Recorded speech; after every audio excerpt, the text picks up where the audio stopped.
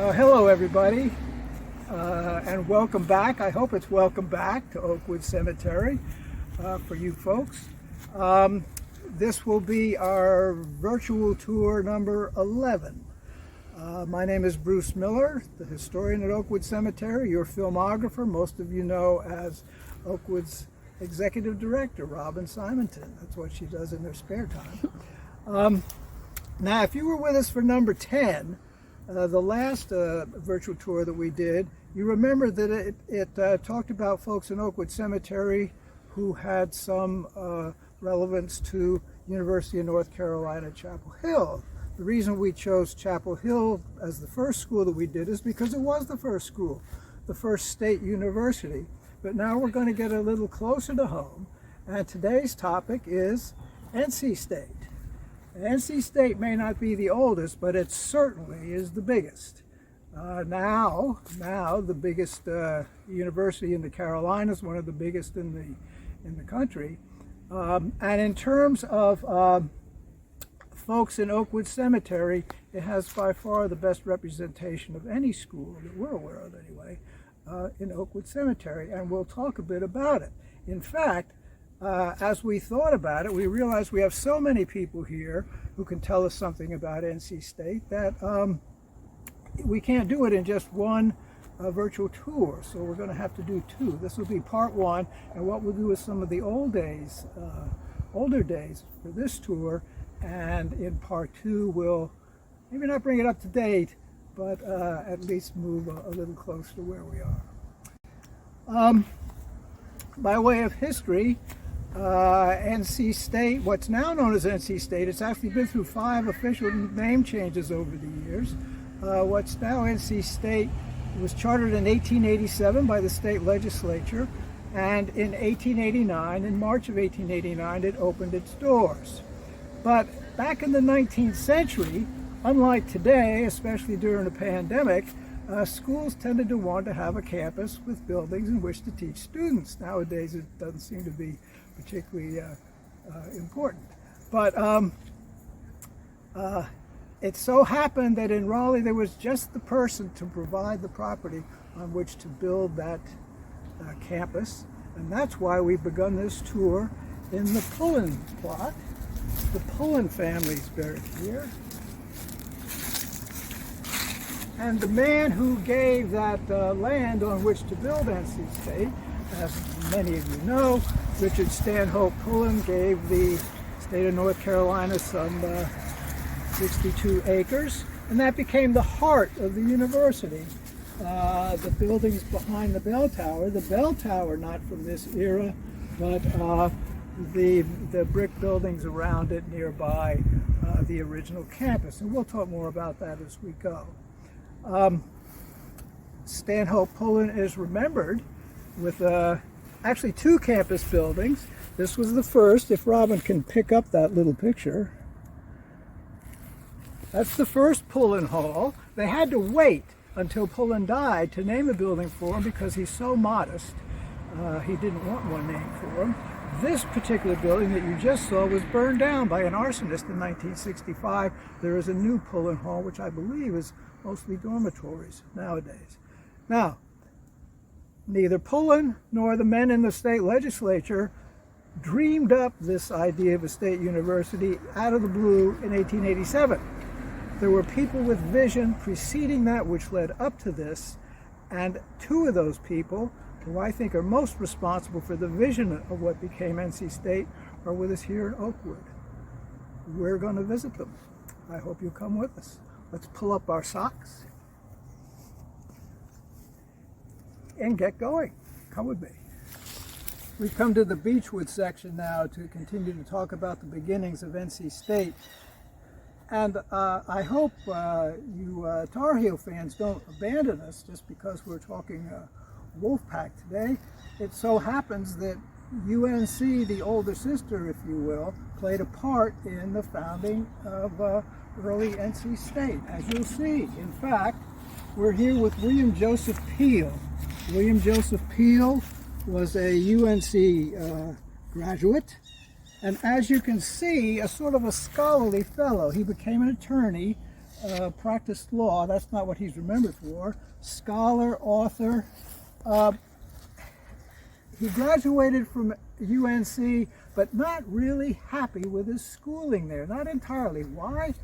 Because he said he didn't learn anything practical. He only learned the classical aspect, the stuff in books. Why don't we have a school for something that teaches something practical? And it was he who started a club with just that object in mind. That's the Watauga Club, which he started in 1884. And the rule to join was you had to be a man who was young enough not to have fought in the Civil War. He wanted young people. He wanted energetic people. He wanted people looking to the future and not the past. And it was the Watauga Club that began, didn't begin lobbying, not the first group to lobby for a school of practical skills, but one of the most important because of the kind of people who were in it. Very important and influential, though young, in North Carolina. William Peele has a building at the State named for him, another one of these postage stamp buildings. You know it if you know the campus. Technology, ironically, in Peele's case, cuts both ways. He wanted to see more technology as a part of North Carolina's future, but if you were with us for our first virtual tour, you may remember it was Peele's wife, Elizabeth, who was killed, run down by a Seaboard Airline locomotive in the 1940s. So anyway, William Joseph Peele, very, very important in the history of NC State. In fact, he gave one of the dedicatory addresses when the school opened in 1889.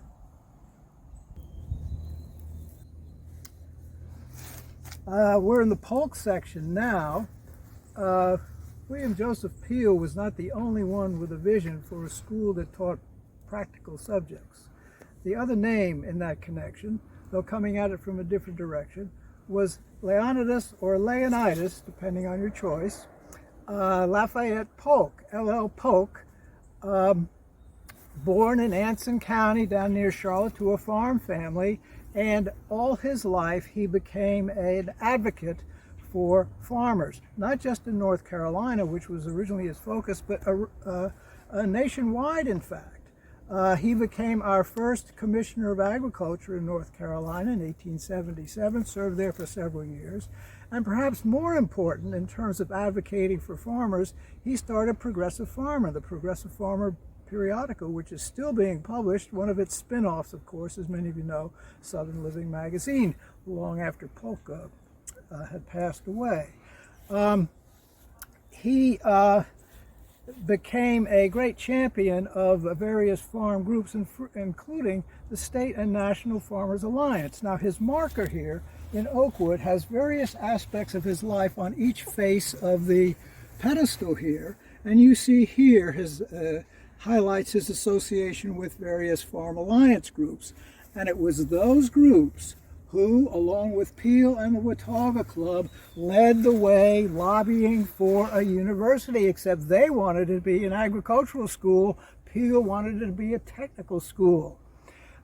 That's why when they finally determined what the school, the nature of the school would be, they came up with North Carolina College of Agriculture and Mechanic Arts. You see Polk side, the agriculture. You see Peele side and Watauga Club, the mechanic side, the technical side. Polk, so popular with farmers, had he lived to run in the presidential election of 1892,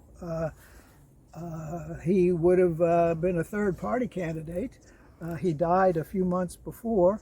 And in fact, just to show you what the farmers thought of him, they're the ones who paid for this pedestal, but it wasn't to stop here. Here's what it was to look like eventually, if Robin wants to move in. That photo published, or that diagram published in 1895. The problem, according to one U.S. senator in later years, they just ran out of money. So Polk will have to be remembered with still a pretty impressive monument. A monument not just to Polk, but to his creation. NC State, Polk Hall, still on campus there, and representative of his agricultural background. If you look closely at some of the statuary above the doorways, you'll see cows' heads, livestock head. I think a reflection of his interest in agriculture. So, L.L. Polk. All right, so we have followed the vision of folks like L.L. Polk and Peele and the state legislature, and we have started North Carolina College of Agriculture and Mechanic Arts in 1889. And Oakwood has 4 people who headed the school. We're going to talk about 2 of them today, including the first. You are at the graveside of Alexander Quarels Holladay. He was a Virginian. He went to the University of Virginia. He studied law but became an English teacher and actually became the head of what would become the University of Florida. He applied for a job as an English professor at the new North Carolina school, and apparently they liked him so much that they said, instead of just being an English professor, how about you running the place? So he became NC State's first president. He got that initial campus started. The main building there, eventually named Holladay Hall, it included almost the entire school. In the basement was the eating facilities and kitchens. On the first floor would be your classrooms, and upstairs the dormitories for a very small initial class. I think they had 40 or 50 that showed up for that first class. Anyway, Alexander Quarels Holladay, not only does he have Holladay Hall named for him, he also has a nice portrait. Very distinguished looking fellow, if you ask me. And we'll move on to another head of school. We're at the far end of the Beechwood section now, still talking about heads of NC State. Now the second head, the second president, they were called presidents then, the second president was one George Taylor Winston, who was not here in Oakwood, but you met his brother, Robert Winston, who was a UNC man, and in fact, George Winston attended UNC, did not graduate from UNC because it closed. But the third president is with us, and that was Daniel Harvey Hill. He was the son of an academician. His father taught mathematics at Davidson College, and in fact, Daniel Hill went to Davidson. And he came to his career at NC State is much like Mr. Holladay, whom you met. He came to NC State as an English teacher and was promoted to lead the school, to be the president of NC State in 1908, I believe. And he led it for 8 or 9 years. Tremendous growth in the school under Hill. The student population increased to many hundreds. The faculty grew, buildings added to campus, and in fact, he was the librarian at NC State for a time, and you remember him now as the D.H. Hill Jr. Memorial Library. So very hard to forget the third president of NC State. We happen to have a picture, another one of our postage stamp photos, if you will. I think Robin can pick it up. D.H. Hill Jr. We're still in Beechwood, and in terms of NC State's history, we have a school now, we have an administration now, you need faculty. And in fact, we have the first faculty member who was hired by NC State to teach agricultural topics. In fact, he headed the Department of Agriculture. This was, you see his, Robin wants to pan down to the headstone. You see this is Joseph Redington Chamberlain, He was a Yankee. He was from upstate New York. He went to Cornell University. And as soon as he finished up at Cornell, he applied for a job here at the brand new North Carolina College of Agriculture and Mechanic Arts. I think the agriculture in the name must have attracted him here. And he came down and taught for several years, just several years. What did he do then? He went to work for private industry in Raleigh. Anything to do with agriculture, be it a fertilizer company, dairy, whatever it happened to be, Chamberlain was likely to be on the board or to be an advisor. And you might say, well, my goodness, he comes down, takes advantage of North Carolina for just a couple years and then goes off and makes himself a lot of money. And yet remember what NC State, the point of NC State was. I think William Peele would have been pleased because the school was to teach practical subjects, things that could be put to work in the economy. And Chamberlain, faculty member or later on a board member of many North Carolina corporations, illustrated that perfectly, I think. Joseph Redington Chamberlain, first faculty member. We have a sketch of Mr. Chamberlain in his civilian days. You see he's got Carol Lee fertilizer bag, one of his many companies, I'm sure. Robin and I have come all the way across the cemetery to the A section to introduce you to another faculty member, in a way much like Joseph Chamberlain. This is Benjamin Wesley Kilgore. He appears in the first yearbook as an instructor. Not a full professor. I don't know that he ever was a full professor, but he was an instructor of agricultural topics, everything from dairy to livestock and so forth. And like Chamberlain, he was sort of in and out of a school position. He taught at NC State for a time. He left to become the state of North Carolina chemist, the state chemist, and came back to NC State in the 1920s to head the Department of Agriculture. After that, he went back again to civilian life and started a dairy company, a creamery. Those of you who've been in Raleigh for longer than 25 years, you remember Pine State Creamery. He started it, I want to say the 1920s, I may be off there. And it became a very popular dairy products company. They deliver milk to your home and so forth. Went out of business in the 1990s, the mid-1990s, but not before. They had built their creamery down on Glenwood Avenue, which still stands there. It's a historic marker. It's a wonderful building. I believe it's a restaurant now, the Pine State Creamery building. A sort of a monument, if you will, to another NC State, certainly a valuable NC State contributor, Benjamin Wesley Kilgore. We have a picture of him here from the 1930s from a local newspaper. Ben Kilgore. Thank you. We made a quick stop at a stone you may remember from one of our great romances tours, Marshall Delancey Haywood. Why did we stop here? Because at the turn of the last century, he was the librarian at the brand new North Carolina College of Agriculture and Mechanic Arts. Marshall Delancey Haywood.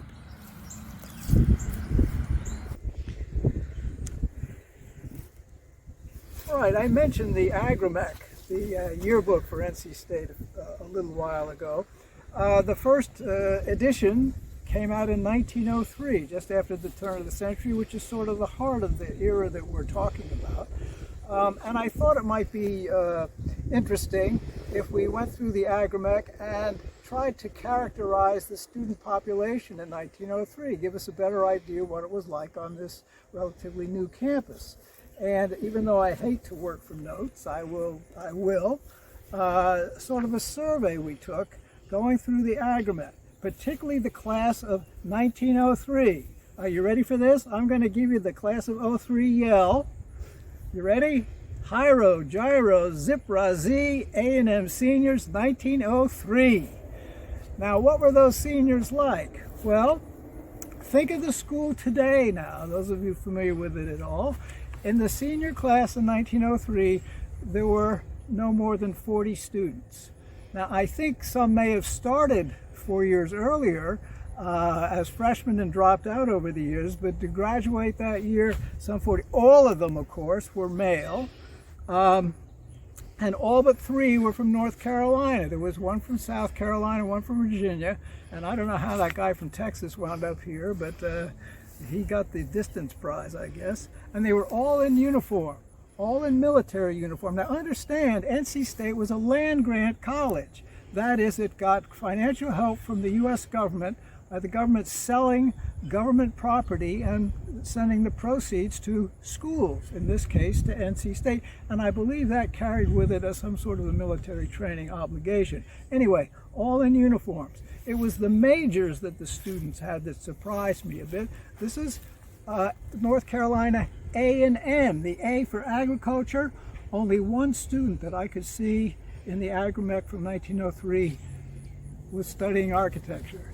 Everyone else was in some form of engineering, chemical engineer, electrical engineer, civil engineer, but the biggest group that I believe is in there, textile engineering, which surprised me for a school that prided itself on its agricultural beginnings. Now, several of those students ring bells here at Oakwood Cemetery from the class of '03. In fact, there's one right over here. Robin wants to come with me. This is James Matthew Kennedy in textile engineering. He played varsity football. He was a debater, and I became particularly fond of Kennedy. Why? Because in the agromech, they actually gave the vital statistics of the students. That is, how tall they were and how much they weighed, that sort of thing. James Kennedy was the only one I found in that class that was as short as I am. So I have a particular soft spot in my heart for him. Now, if you noticed on his stone, it says architect. He majored in textile engineering, but wound up as an architect, and he's the man who designed Raleigh's City Market. He designed Murphy School, our first integrated school, which still stands. It's not a school anymore, but it still stands over on Person Street. So, James Matthew Kennedy, class of '03. His family is here. He had 8 children and 19 grandchildren. So,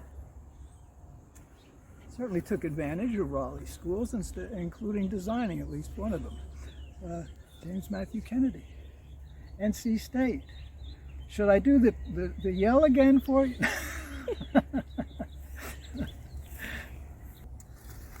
We're in the hex section now. Another name that caught our eye, even though he himself is not here, was Edward Roe Stamps Jr.